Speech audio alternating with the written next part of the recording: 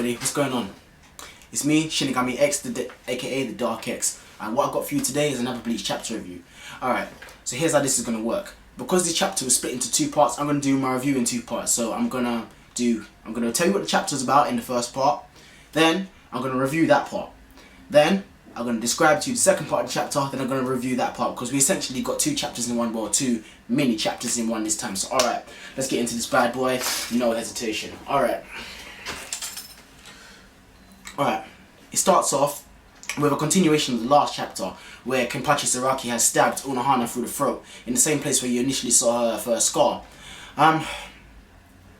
Then what happens is Unohana is basically she's dead. Oh, by the way, I called it, she's dead. I called it. Alright. So what happens next is that Unohana is there lying, and well, not lying, she's fallen to the ground as she's fallen to her death, and Kenpachi Zaraki catches her, and as he catches her, it's quite an affectionate moment where she's telling him that, you know, it's okay, like she's passed on like it was her duty to like get him stronger. She's passed on the title of Kenpachi to him now officially, because she couldn't pass it to him back onto him as a child because he just wasn't ready yet. But now that he's awakened back at his full strength, you know with his full killing capacity, so no more restraints, he's now ready to fully take the title of Kenpachi. Which is really what the last chapter was about passing on the legacy. And it's the same thing with this chapter, so it's more or less a continuation of that. But then, what we do see is that Kenpachi Zaraki, like, having strong feelings for Unohana in a sense of like, kind of like a mother-son kind of thing, where Unohana's dying in Kenpachi's arms from the last blow that he gave her, and then he's like, please don't die, because obviously he loves fighting, he wants to continue fighting. But I personally think it extends further than that, into the sense where Unohana was like the strongest person he has ever fought, and then that being the case, you know, he doesn't want to lose a strong opponent, and you know, she was like a motherly figure to him. Like, even the way she was talking to him, like, you know, she kept killing him and healing him just to make him stronger, as, you know, like her way of, like, you know, making him stronger, passing on the legacy of Kenpachi to him, kind of like what a parent would do to their child. They pass on their legacy, so it was kind of like a motherly son kind of thing. So I thought it was quite good. Alright, then what happened next is Kenpachi Zaraki, here we go, is getting to there. He hears a voice, and this voice was none other than his own Zanpakuto calling out his name.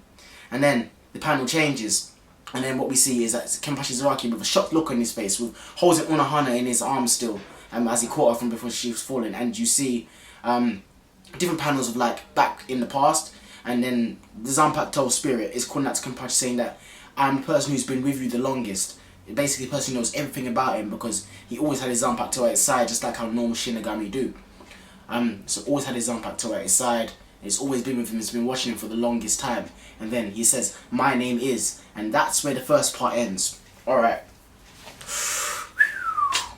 Quite a lot to take in. I know it's quite a lot to take in this chapter, but all right. What I generally think about the first part of this chapter, which I've just explained, is I give it a good solid 9 out of 10. And the reason I give it a 9 out of 10 is simply because, one, we get character development, and we finally get to see that Kenpachi Zaraki is about to learn the name of his Zanpakuto. I always had a theory about Kenpachi Zaraki's Zanpakuto, and now that we know that this isn't the case, I might as well go ahead and say it. I always thought that his lieutenant was secretly the physical manifestation of his Zanpakuto, because she was always with him. He named her Yachiru, which is the person, Yachiru Unohana, who he's always looked up to. He never did know her name, and she's always watched all of his battles, like, intently. You know, as if she was waiting for Kenpachi Zaraki to call out her name. So thinking that was a physical manifestation of his Zanpakuto, but obviously we learned that it's not, so we can blow that theory out the window. So, yeah.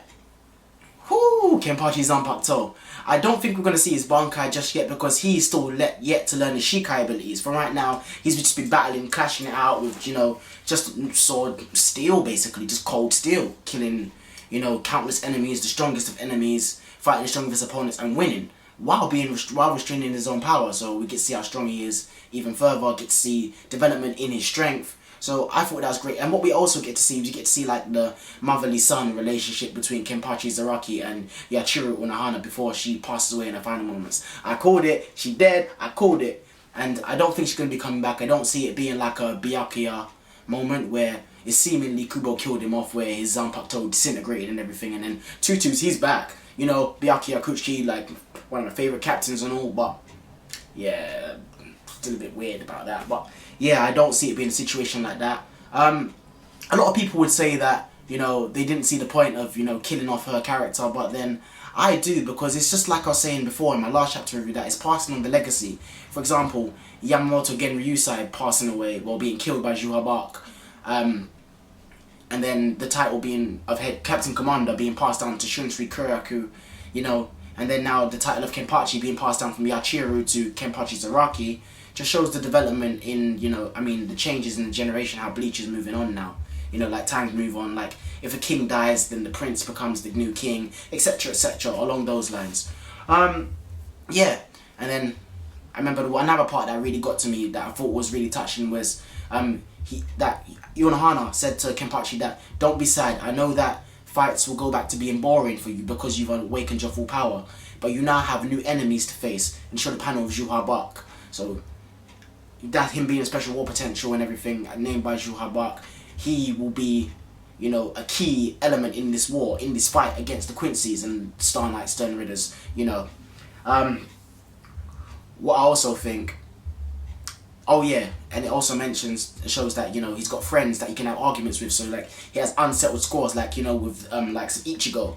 Don't know why Renji was there, and then Byakuya, because, you know, Byakuya and Kenpachi have always had like this clash, and, you know, we've seen it in we've seen it when he's fighting Espada Zero, Yami, when there's about to clash and he kind of got in the way. So they've always had their secret rivalry, so there's like being able to settle the score, things like that.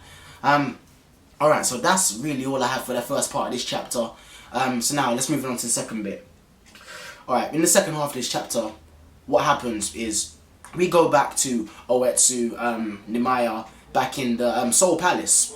And what we see is Renji standing like inside the hut where there was the gap and they're fighting the Yasuuchi, and then Oetsu tells him that he is successful, he's passed his test. We get to know what the test is, but he's passed, so he's successful. But then on the other hand, you see in the next panel where Ichigo's there lying on the floor looking all pathetic, that he failed. And said he failed his test, and Ichigo's like basically begging him to please let him continue, like, you know, let him continue because he can do this. Oetsu bluntly tells him like a badass, like, you know what, it doesn't matter whether you can do it or not, the fact of the matter is you failed, deal with it. And as a matter of fact, you're not even, I figured out that you're not even a Soul Reaper, whilst Renji is. So, and another fact of the matter is that the Yasuuchi didn't choose you. The Yasuuchi did choose Renji. So, you know, I'm not fixing your Zanpakuto, I'm not fixing Zangetsu. Ichigo then asks him, you know, what happens to Zangetsu? He says it doesn't matter because at the end of the day he's not fixing it. So he needs to go back and find his roots. Ichigo really pissed off about this. You know, he gets dragged out of the hut where the Yasuuchi are, and then he goes to like charge at Oetsu, where he does like a Kido spell and sends him into like another dimension. I believe the place he sent him is into the real world. So yeah, that's all that really was about that about this second half of the chapter. This part was a bit short and of less detail, but very interesting because I think it was great for story development now, because now we're seeing what's happening with Ichigo. We've seen what's happening with Kenpachi Zaraki, and we're seeing what's happening with Ichigo and Renji now.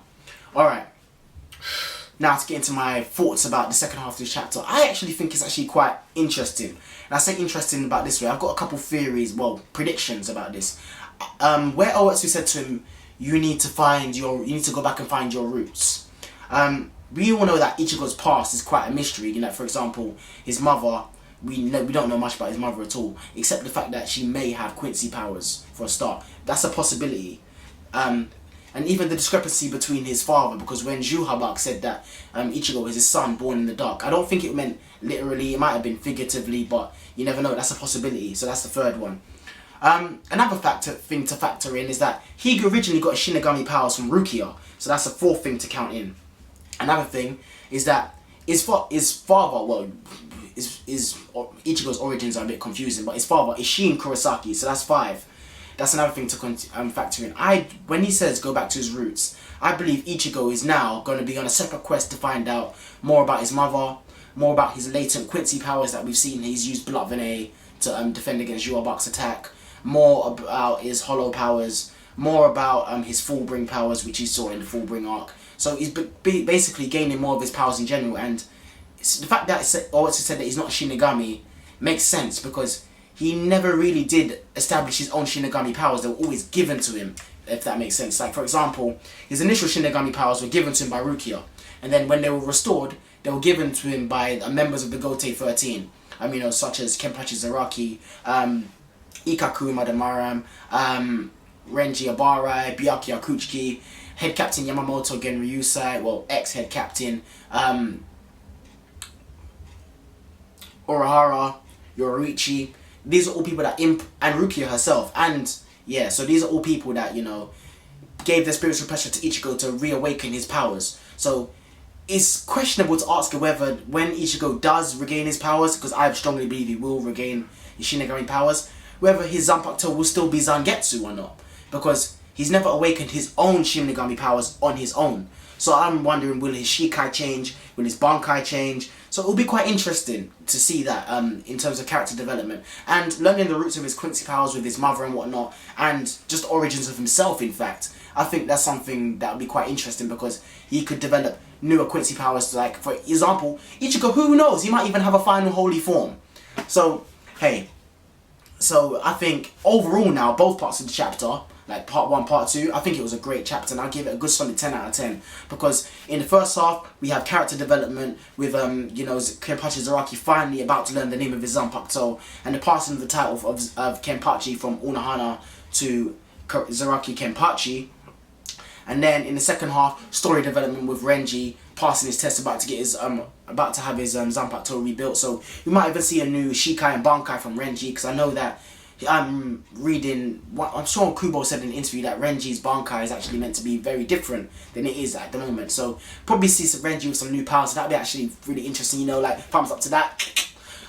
So yeah, everybody, I'm signing out. Take care and peace.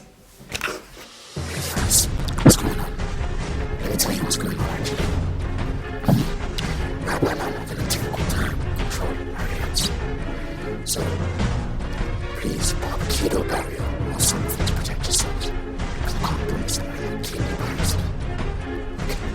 Okay, here goes.